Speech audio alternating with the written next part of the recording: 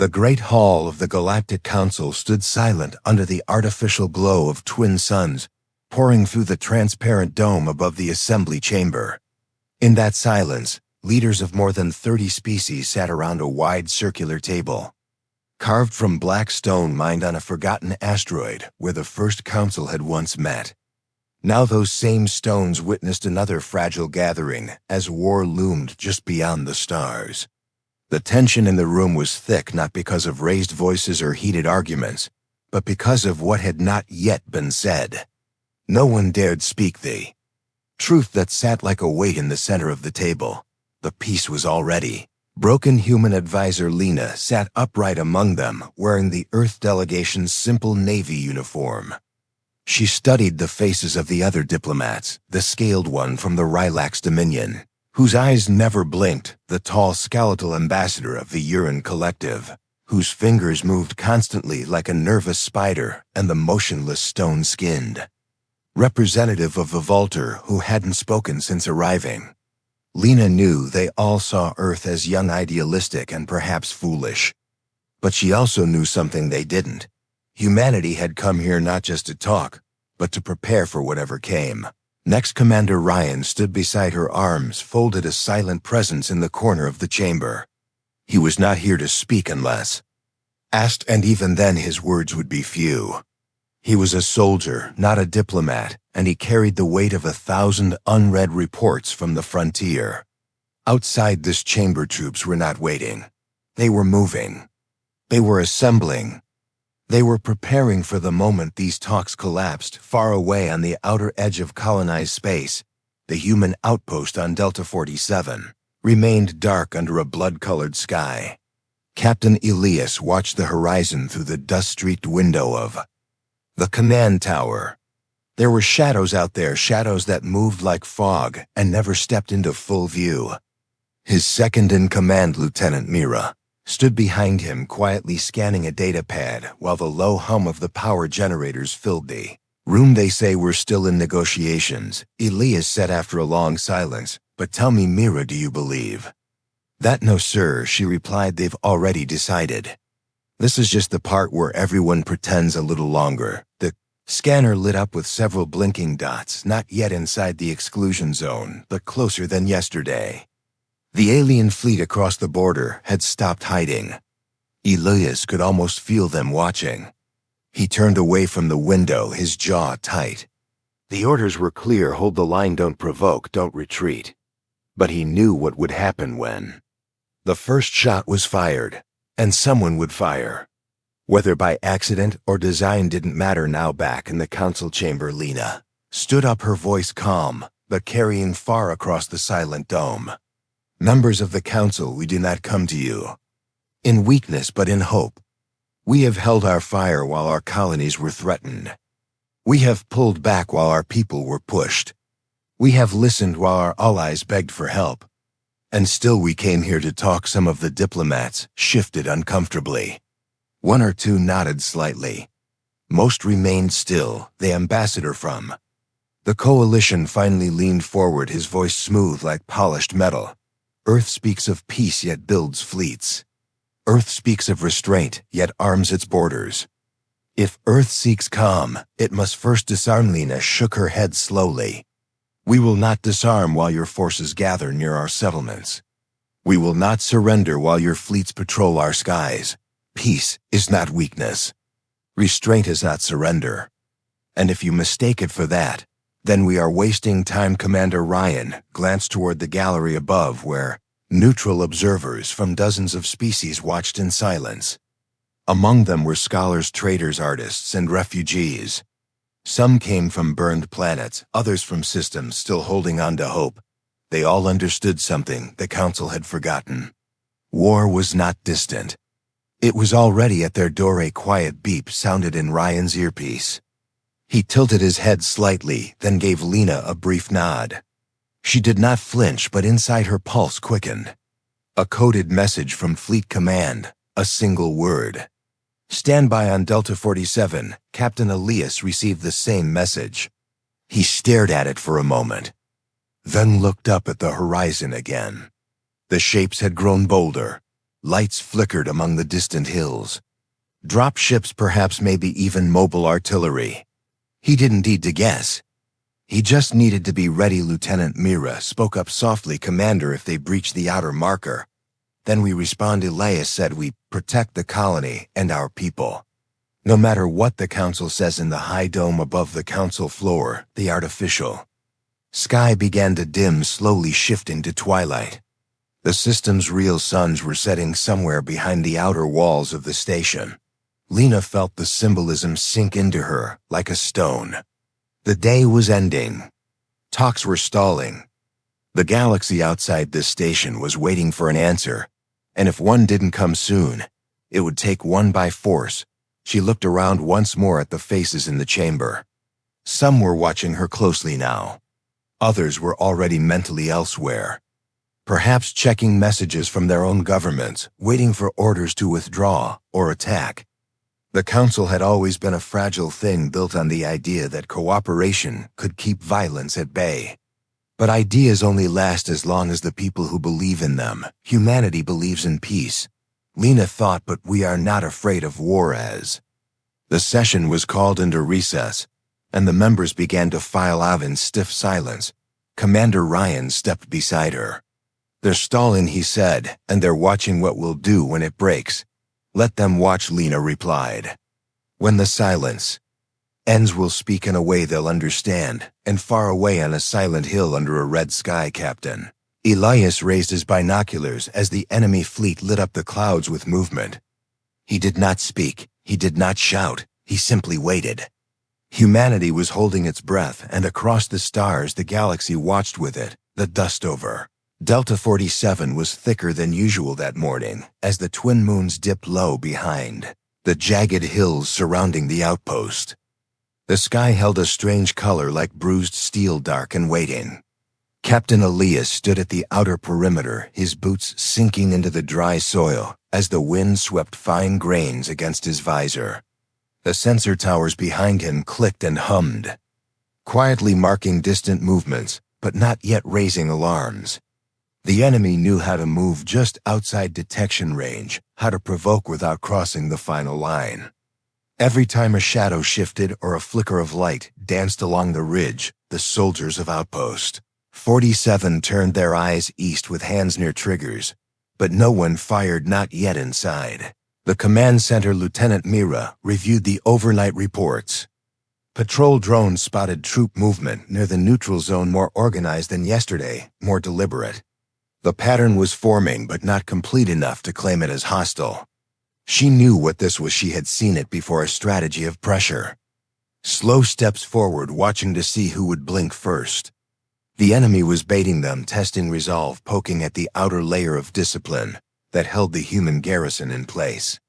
One mistake, one miscalculation, and this fragile quiet would explode into flame. Elias returned to the tower, brushing dust from his gloves as he stepped through the reinforced door. His voice was steady as always, but his eyes moved, constantly scanning screens, corners, and reflections. Any update, he asked, already knowing the answer. Nothing direct. Sir Mira said, they're still dancing at the edge. But look here, these drone paths, they're closing the arc, inch by inch. Elias leaned in, studying the map where red markers moved like chess pieces, slowly surrounding the outpost in a pattern too careful to be random. He gave a short breath through his nose, not quite a sigh. They're waiting for the summit to fail, he said. When the words fall apart, they'll already be in place. And if the summit doesn't fail, Myra asked, then someone will make sure it does, he replied. Because too many forces have been set in motion, too many fleets have launched too many weapons have been prepared. Peace is a wall with cracks now, and pressure is building behind it. Back at the council chamber, Lena walked slowly through the diplomatic hall, her thoughts heavy with the weight of the night's silence. No decisions had been made, no agreements signed. The alien delegations had separated to their own corners, holding private talks that reeked more of preparation than resolution. She passed beneath flags and emblems of species older than Earth, many of whom still saw humanity as reckless and naive, yet she had seen their fear, even if they hid it behind long words and calm expressions. They feared what humanity might become, not because of weapons or numbers, but because of how they endured. She entered the private room where Commander Ryan stood before a large display screen showing scattered data from the outer colonies. His arms were crossed and his jaw tense, though his voice remained low when he spoke. 2 more outposts reported pressure. 1 minor skirmish near Sector 11. No deaths but shots fired, so it's beginning, Lena said without emotion, though her chest tightened. They're trying to force our hand, hoping we'll respond too early or too late, Ryan replied. Either way, we lose control. Unless we set the timing ourselves. Lena turned to him, and for a long moment, neither spoke. There was a line between diplomacy and war, and both of them stood with 1 foot already across it. Words had power, but only when those who heard them were willing to listen, and she feared the council had stopped listening days ago. She walked to the communication panel and tapped in a secure line to the Earth command ship orbiting the council station. The face of Admiral Bren appeared on screen, aged, weathered, steady. His eyes narrowed the moment he saw her.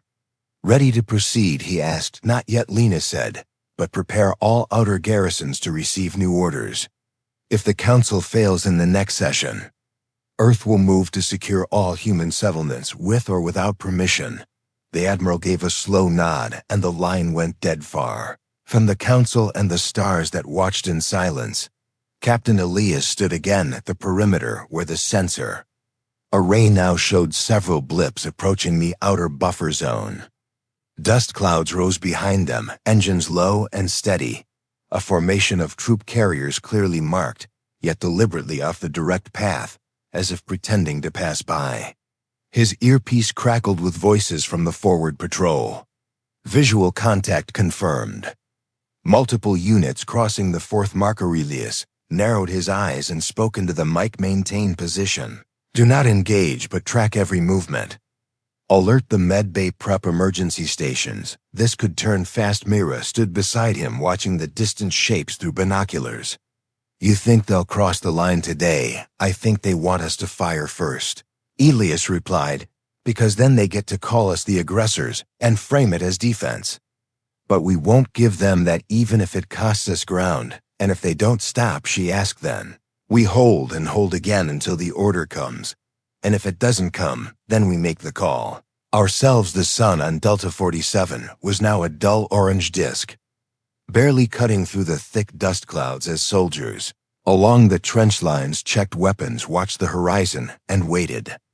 There was no music, no speeches, no banners, only the slow rhythm of breaths taken in silence and the quiet understanding between soldiers that something heavy was about to fall at the council station. The last session began with quiet formality. The alien ambassador from the Dominion stood and read a proposal laced with diplomatic language that hinted at withdrawal but buried conditions too harsh to accept. Lena listened without reaction, then stood and answered, not with rejection, but with a new proposal, one that called for joint observation and temporary demilitarization overseen by a neutral party. Her words were calm, her voice even, but her meaning was clear. We will not be cornered, and we will not step back. Alone as she finished, a chime echoed across the hall, a message relayed from neutral observers in the outer sectors. Armed movement detected. In 3 human colonies, borders crossed, no warning given. Murmurs filled the room as the message repeated. Commander Ryan checked his wrist display, then looked at Lena. The moment had arrived, and it was no longer theoretical. Lena stepped forward again, and this time, her voice rose not in anger, but in unwavering clarity. You came here asking for peace. We answered you with trust and patience. But if you choose to meet us with fire, then we will stand in that fire, and we will not burn alone in the outer reaches under a darkening sky. Captain Elias received the final message from command. Standby lifted, rules changed, line breached. Engage with precision. Protect civilians, minimize damage. But respond. Elias turned to his team, his voice firm and steady. The wait is over. Positions now. Let's move. And as human soldiers rushed into place, weapons armed and hearts steady, the line between talk and action vanished, and the galaxy held its breath 1 second longer. The First sound came like a whisper carried on the wind, a low vibrating hum that rolled across the plains outside. Delta 47 and slipped into every corner of the outpost.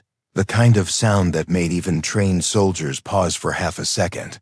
Not because of its volume, but because of what followed it. The sky lit up in a sudden burst of color, not natural, not distant but sharp, focused, and deliberate. The red glow streaked through the dark, clouds leaving behind smoke and heat, and the unmistakable scream of a missile locking on Captain Elias. Did not shout, he simply moved fast eyes, already tracking the source's hand pointing left, even as his voice issued rapid orders over the comms. Shields up, pull the wounded to the center, activate countermeasures, protect the south wall. His team responded without hesitation, their training taking over as explosions bloomed along the defensive barrier, dust rising, smoke clouding vision, and lights flickering across the command center display. The battle had begun not with a declaration, but with fire and steel. Lieutenant Mira ducked behind the console as another impact shook the room, her hands flying over controls, trying to bring backup drone feeds online. Half of them were already blind, scrambled by jammers that pulsed from enemy positions along the ridge. She glanced at Elias, who stood at the center of the room like a statue of war, unmoved by the chaos, his eyes fixed on the tactical map. The enemy wasn't charging in, they were pushing slowly, controlled, like a snake tightening its grip. They want us to stretch, Mira said. They want us to move too early, leave gaps, expose weak spots. They want us to panic, Elias replied, but they don't know us yet. Far above the battlefield on the orbital platform, circling the Council Station commander, Ryan watched the same unfolding events in real time. Data pouring across multiple screens as red zones spread through the outer colonies. Civilian transports were rerouting, panic signals flooded from local hubs, and several outposts had already gone dark, their last transmissions cut short mid-sentence. Ryan didn't look away, even as others in the control room muttered curses or stared in disbelief. This was the moment they had planned for, but not the one they had hoped for. Advisor Lena entered the room, her face pale but calm. The council chamber had erupted after the first confirmed attacks. Alien delegations shouting over one another, some denying involvement, others demanding retaliation. A few silently slipping out without speaking at all. The fragile trust was gone. Whatever hope had survived was now ash floating above the remains of a broken promise. Lena walked to Ryan's side, her voice quiet but firm. The council is done. They're pulling out, claiming neutrality. Some are even blaming us. Of course they are, Ryan replied, because it's easier than admitting they failed. She looked at the largest display showing live footage from Delta 47 soldiers moving through smoke, helping wounded, pulling civilians to shelter, holding the line against advancing mechs and energy cannons that tore through stone and steel with equal ease despite being outnumbered and under fire. The human forces were not retreating. They fought like anchors, refusing to be moved. And in that image, Lena saw the truth, not one the council could erase. The truth that humanity was not afraid to bleed if the cause was worth it. Send the message, she said, to every outpost, every ship, every allied channel. Humanity will defend its own, and we will not stand alone. If others still believe in justice, tell them to join us. If they don't, then let them watch. Ryan sent the order, and the message rippled outward across the stars, like a drumbeat, not of war, but of unity. Human captains, colony leaders, and allied commanders received the broadcast, and one by one they responded, some with immediate support, others with silent nods and quiet readiness. Some still hesitated, but the signal had been lit, and the galaxy had seen it. Back on Delta 47, the enemy was shifting, changing tactics as human resistance proved stronger than expected. Their frontal push slowed, their flanking units rerouted. Elias saw it all and made his move, calling in coordinated strikes from drone support, unleashing counterattacks in focused bursts, drawing the enemy toward false gaps, then collapsing them with traps pre-laid for just such a moment. He moved through the base with Mira at his side, checking units, assessing damage, giving strength through presence. Alone in one corner, a group of wounded soldiers sat against a broken wall, two of them holding each other steady. While medics worked around them, one of them whispered, "We didn't fall, sir. We're still here." Elias nodded and placed a hand on the soldier's shoulder. "That's the only order that matters." Meanwhile, in a civilian shelter below the surface, a young technician named Darren monitored the outer sensors, watching as the enemy pulled back from one zone, only to press harder. On another, he had no weapon, no rank, but he kept the system alive, rerouting power, dodging sparks, and giving the soldiers above the edge they needed. Sometimes the smallest hands hold. The line in Darren's hands never stopped moving. News of the battle began to spread through unofficial channels across the galaxy. Smugglers, merchants, and wanderers shared footage of human soldiers protecting alien civilians, carrying them through fire, shielding them with their own bodies, while the very governments that accused humanity of aggression stood silent or withdrew. This wasn't just a war, it was becoming something else, a shift in the story, a change in the way humanity was seen. At the edge of a distant system, a coalition fleet stood in formation, waiting for the next signal. Their commander watched the same images, reviewed the same data, and found his claws tightening around the edge of the console. This wasn't the collapse they expected, it was a rise, a revelation, and somewhere deep inside he felt a sliver of doubt crack his certainty. On Delta 47, the battle raged on as the sun disappeared behind choking clouds of smoke and flame. But the line had not broken. The humans still stood, their backs to the walls, but their hearts unshaken. Captain Elias raised his eyes to the sky and whispered a silent thought, not of anger or revenge, but of resolve.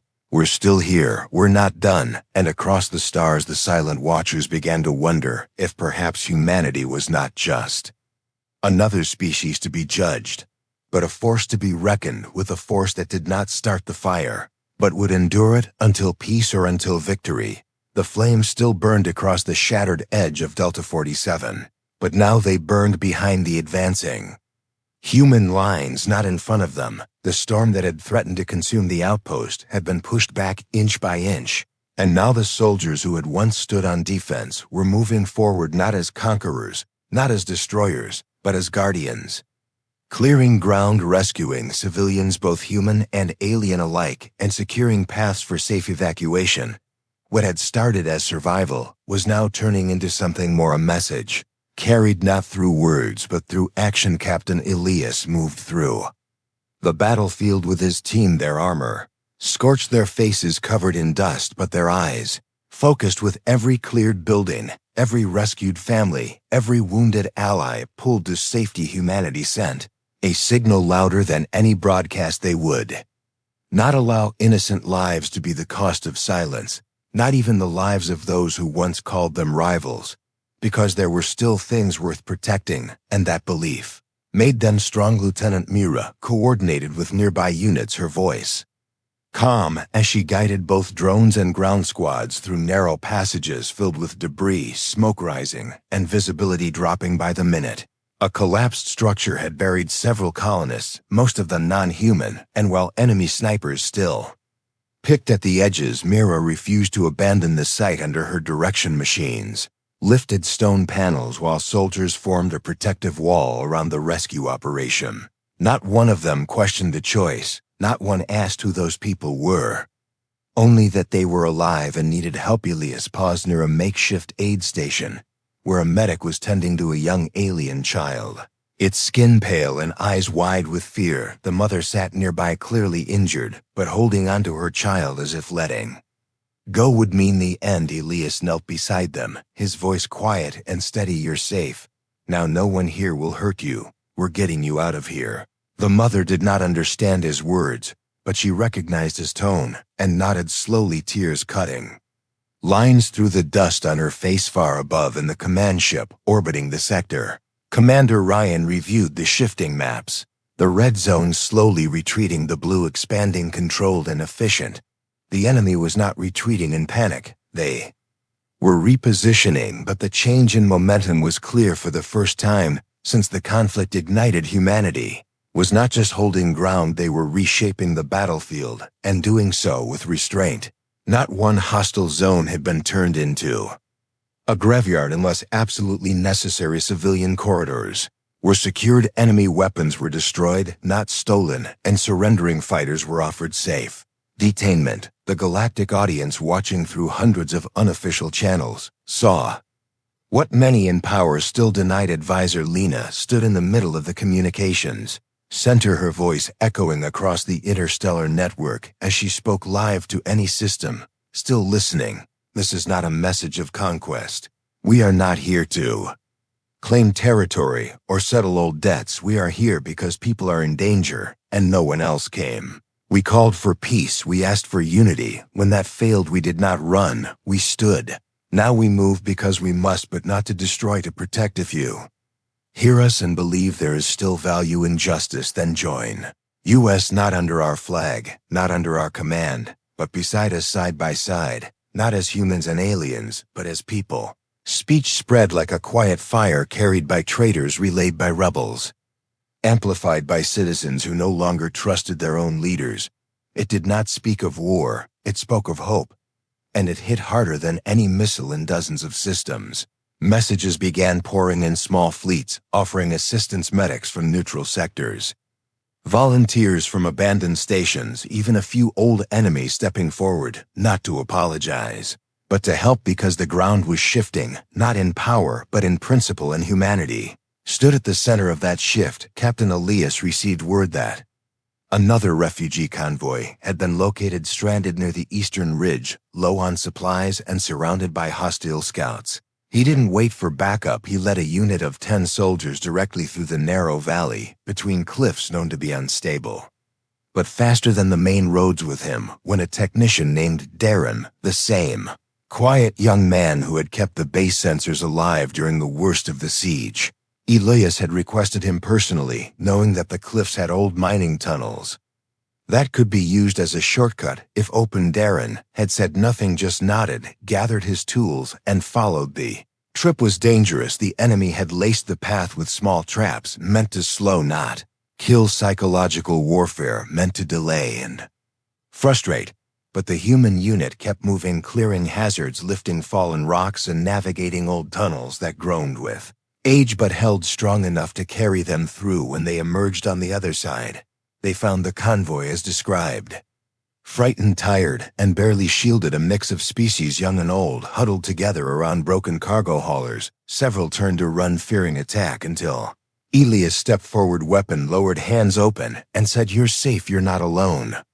Anymore. The convoy was escorted back through the same tunnels, this time slower, with civilians in tow. Darren kept the power steady while Elias and his team walked beside the refugees, weapons out, watching every ridge for movement, but none came. Not a single shot, not a single drone, because even the enemy now hesitated, not out of fear, but confusion, unsure why humanity fought so hard for people who were not their owning. Space. The situation changed as well. Several neutral planets began opening their ports to human relief ships, allowing injured civilians to be treated. Regardless of origin, one by one, old barriers started to bend, not collapse, but bend enough for something new to grow. Alliances formed, not in council halls, but in fire zones and landing bays, between soldiers who once faced each other, but now shared water supplies and maps, because the war was no longer just political, it had become personal. And in that shift, humanity found allies, not through pressure or threats, but through the undeniable proof of their actions. As the sun rose once again over the broken lands of Delta 47, its light spilled across a world changed, not saved, not healed, but changed. And in that change was power, not of weapons or fleets, but of example. The kind of power that spreads without force, the kind of strength that even silence cannot ignore. And the galaxy, which had watched in silence for so long, now began to speak. Not all at once, not in perfect harmony, but with voices rising in scattered corners, saying, perhaps humanity is not the threat. Perhaps they are the mirror, and in their reflection, we see what we have lost and what we must protect before it is too late. The silence that once held the galaxy in its grip was no longer the silence of fear or ignorance. It was now the silence that follows realization, the kind that settles when truths once hidden become too loud to ignore. From the edge of burned worlds to the orbit of neutral systems, from hidden colonies to vast alien empires. Voices had begun to rise soft at first uncertain, but growing with each passing hour messages. Crossed sectors filled with questions, filled with offers of aid, filled with quiet admissions that maybe they had misunderstood the humans, that maybe they had judged too soon and too harshly. On Delta 47, the smoke had started to clear, leaving behind broken walls, scattered ruins, and scars on the earth. But within those ruins, something new had taken root: unity. Not built by treaty, but by struggle. Soldiers who had never met before now sat side by side, sharing water and rations, helping each other rebuild makeshift shelters and tend to the wounded. Small children of various species clung to those in uniform, not out of obligation, but because they felt safe, because these strangers in armor had risked their lives to pull them from rubble and shield them from fire. Captain Elias stood at the northern edge of the outpost where the last enemy force had fallen back hours ago. His armor carried the marks of a battle fought with purpose, not rage. Dust still clung to his gloves, and his voice was quiet when he spoke to the scout who approached with a message clasped in trembling hands. The scout, an alien youth barely of age, had once been part of the enemy forces, but now stood unarmed, his eyes wide, not with fear but hope. He handed over a datapad containing coordinates, a proposal, a request for dialogue, not from leaders, not from admirals, but from survivors, from local commanders who had seen what humanity had done and no longer wished to fight. Elias accepted the datapad and gave the scout a small nod. He understood the meaning of this more than a victory. It was a shift in thought, a step forward, even if the path ahead remained uncertain. As the scout was escorted to safety, Elias contacted Commander Ryan and relayed the message, then returned to the command center where Mira and Darren were already preparing emergency supplies for a nearby settlement that had signaled distress, not because of attack, but because they had no food left after days of hiding in Paides orbit. Ryan stood before a gathering of new delegates, unofficial, uninvited, and unaligned. They had come without ceremony. Just transmissions sent to the command ship, requesting audience, offering observation, and perhaps support. Ryan welcomed them with open records, full transparency, no edits. Just the footage of what had happened and what had been done, human actions, laid bare for them to see without filters or politics. And as they watched, many of them remained silent, but not cold. Their silence was one of understanding, of processing something they had never expected to see. Advisor Lena moved among them, speaking with calm clarity, not pushing, not demanding. She simply told the truth. Earth did not ask for war. Earth asked for a place at the table, and when that request was ignored, when our people were pushed, we still tried to talk, and when words failed, we did not seek to destroy, but to protect. And now we ask again, not as victims, not as saviors, but as equals. Stand with us, not for power, not for land, but for the simple belief that life must be defended, not exploited. The effect of her words, combined with the undeniable reality of human behavior, began to open doors that had long been closed. Small governments within larger empires began to question their alliances. Independent systems started to send supplies, not because of orders, but because of conscience. And across the galaxy, whispers grew louder until even the core council worlds could no longer pretend nothing had changed. The coalition, once confident in its control, began to fracture. Several key factions refused further operations against human-aligned worlds, citing moral objections. Others demanded internal reviews, and some broke away entirely, forming a temporary truce network that called for immediate ceasefires in contested zones. For the first time since the conflict had begun, ships that once faced each other with weapons ready now floated side by side, exchanging medical supplies and navigational data to help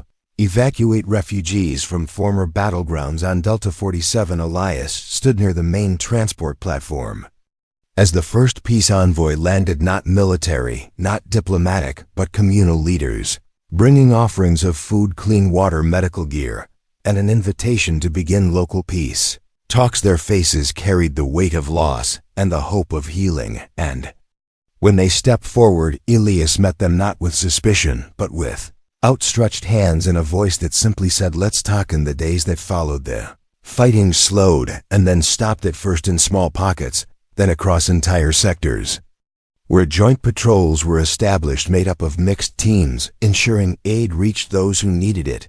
The council that had once fallen silent reassembled under new leadership, with Earth not just present but chairing the emergency session. Ryan and Lena walked into that chamber together, not seeking apology, but offering a path forward, and this time the room listened. Final broadcasts sent across the known systems carried not the image of generals or flags, but the face of a nurse tending to an injured child, of a pilot helping a disabled shuttle land, of a soldier crying quietly as he buried both friend and enemy alike, because they all deserved to be remembered, not as numbers but as lives. And this broadcast became the moment the galaxy remembered that heroism is not measured in firepower, but in mercy. Humanity's name now carried weight, not the weight of fear, but of respect, and those who once saw them as reckless saw them now as resilient.